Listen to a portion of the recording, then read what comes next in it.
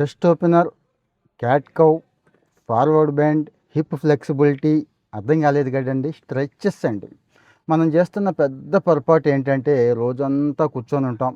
Sedentary life స్టైల్కి అలవాటు పడిపోయాం కదండి. ఎంత కూర్చొని ఉంటే అంత దర్జాగా బతుకుతున్నట్టు, ఎంత కూర్చొని ఉంటే అంత సుఖంగా బతుకుతున్నట్టు. ఇదే కదా మన అందరి అభిప్రాయం. వాస్తవం చెప్పుకోవాలి, ఒప్పుకోవాలి మీరందరూ కూడా. అవును కదా. ఇది ఒక్కటి చాలండి, మొత్తం మనం జిమ్లో పడిన కష్టాన్ని, వాకింగ్ చేసిన కష్టాన్ని, అంటే వాకింగు జిమ్ములు చేసేవాళ్ళ గురించి చెప్తున్నా, మొత్తం జీరో చేసేస్తుంది. అంటే ఆ లాభాన్ని పెంచడం పోయి అక్కడితో ఆపేసి చేసేస్తుంది. ఇక కొంతమంది అసలు ఏ వాకింగు చేయరు, ఏ జిమ్కి వెళ్ళరు. కంటే మనిషి మరి ఎలా తయారయ్యాడనేది మనం మర్చిపోతున్నామండి. భగవంతుడు ఎలా సృష్టించాడు, మంచి ఆహారం తీసుకోవాలి, దాన్ని జీర్ణం చేసుకోవాలి, దాన్ని వంట పట్టించుకోవడం అంటాం కదా. వంట పట్టించుకోవడం మీన్స్ మజిల్ బిల్డ్ చేసుకోవాలి.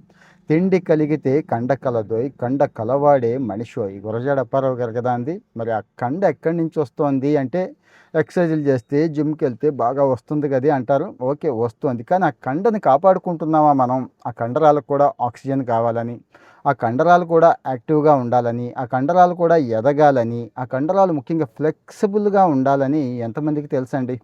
ఫ్లెక్సిబుల్గా ఉండవు. ఇది ఇది ఇది ఈ నొప్పి ఉంటే ఇంకో నొప్పి ఉంటుంది, ఇంకో నొప్పి ఉంటుంది, రకరకాల నొప్పులు మనకి. ఇది లెగిస్తే ఇది లేగవదు, ఇది లెగిస్తే ఇది లేగవదు. మీకు తెలుసు కదండి, తుంటి నొప్పి అని ఒక ఆయన అంటే, భుజం నొప్పి అని ఒక ఆయన, మెడ నొప్పి అని ఒక ఆయన, మోకాళ్ళ నొప్పి అని ఒక ఆయన.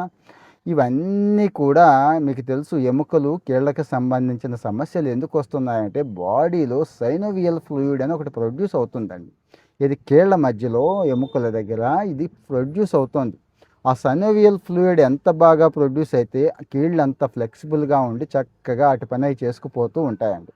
కానీ మనం ఏం చేస్తున్నాం, చక్కగా కూర్చుంటాం. ఇప్పుడు కూర్చున్నాను చూడండి, కారులో ఇలా కూర్చుంటే గంట 2 గంటలు కూడా, ఒక్కోసారి పెద్ద జర్నీలు ఉంటే 4-5 గంటలు కూడా ఉంటాయి కదా. ఇలాగ కూర్చొని ఉంటే కండరాలకి ఫ్లెక్సిబిలిటీ ఎక్కడొస్తుంది, కీళ్ళకి ఎక్కడొస్తుంది. సపోజ్ కూర్చున్నాను, కాస్త చెస్ట్ ఓపెన్ చేసుకొని ఇలాగ ఫ్రంట్ వేసుకొని కాస్త స్ట్రెచెస్ చేసుకొని ఇలా చేసుకుంటే ఇబ్బంది ఏమీ లేదు కదండి. కానీ ఇది మర్చిపోయాం మనం అందరం కూడా. యాక్చువల్గా ఇది ఒక సైన్స్ అండి.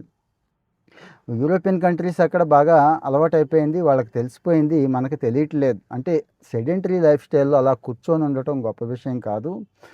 కాస్త స్ట్రెచెస్ చెయ్యండి అని చెప్పడం నా ఉద్దేశం అండి. స్ట్రెచెస్ అంటే మళ్ళీ ఎక్కడో ఎక్కువ ఆలోచించుకోండి.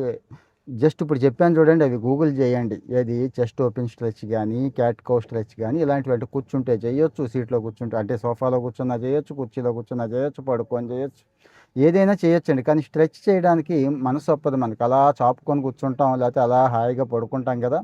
స్ట్రెచెస్ చేయండి అని ఎందుకు అంటున్నారు?